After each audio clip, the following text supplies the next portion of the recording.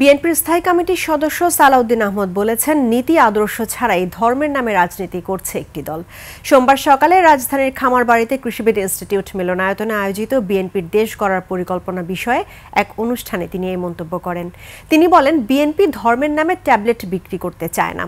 জনগণের কল্যাণের জন্য দলের সুষ্ঠু পরিকল্পনা মানুষের কাছে পৌঁছে দিতে চায় বিএনপি। সালাউদ্দিন আহমদ বলেন, যারা বিনা পরিশ্রমে জান্নাতে যেতে চায় তাদেরকে জানতে হবে সেখানে যাওয়ার বাস স্টেশনটা কোথায়। জনগণ এসব বোঝে। রাষ্ট্র পরিচালনার ক্ষেত্রে আগে থেকে পরিকল্পনা প্রণয়ন না করলে ব্যর্থ হতে হবে।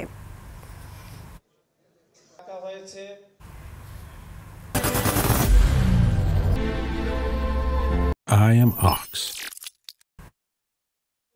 যে এখানে একটু মার্কাতে ভোট দিলে তরতরাইয়া জান্নাতে যাবে, তার আগে ইহকালে কিভাবে চলবে এর কোনো বক্তব্য নাই। যে দলের কোনো নীতি আদর্শ নেই,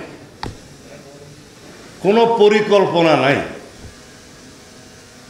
শুধুমাত্র ধর্মের নামে একটা ট্যাবলেট বিক্রি করে জনগণের সাথে প্রতারণা করার পরিকল্পনা করছে, তাদেরকে জনগণ ইতিমধ্যে চিনেছে, তাদের মুখোশ উন্মোচিত হয়েছে।